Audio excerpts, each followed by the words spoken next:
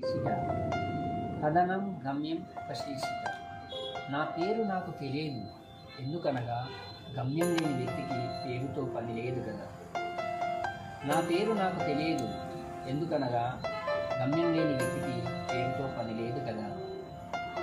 నా జీవితంలో ఒకరోజు గమ్యం కొరకు వెతుకుతుండగా ఒక స్త్రీ పరిచయం ఏర్పడింది. అది ఎవరో కాదు, నన్ను వరించి మనవాడిన శ్రీమూర్తి.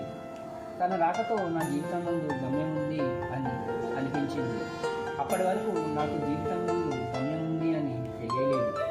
విశ్వం ఒక మాయాతత్వం. అది ఎవరిని ఎప్పుడు ఏ గమ్యం వైపు ప్రయాణింపజేస్తుందో తెలియదు. ఓ నిర్మల రాణి, ఈ నిర్మలమైన నా మనసులో ఇంతటి అగాధ ఆక్రోష వివాదం ఉన్నప్పటికీ జీవితం అనే వెలుగునందు చీకటి కూడా స్థానం ఉంటుంది. చీకటికే కాదు, అంధకారమైన నా జీవితంలో ప్రేమ అనే ఒక చిరునవ్వు వెలిగించి చూడు, చిరుదుగా వెలిగించి చూడు, లేక ఒక్కసారి నన్ను చూసి చిరునవ్వుతో పలకరించి చూడు.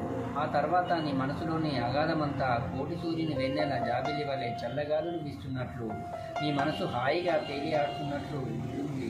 నిరుత్సాహం నిన్ను జీవితాంతం విసిగిస్తుంది. ఎలా ఈ వెన్నెలను చూస్తావో మరి.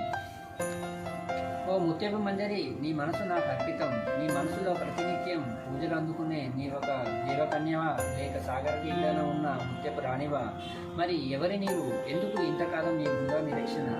ఎడారి ఎండలో మంచు బిందువున ఈ నిరీక్షణ ఎంతకాలం ఇలా సాగాలి? యుగ యుగాల చరిత్రలో ప్రేమ అనే హృదయ స్పందన జీవికి పుట్టుకతోనే వచ్చింది.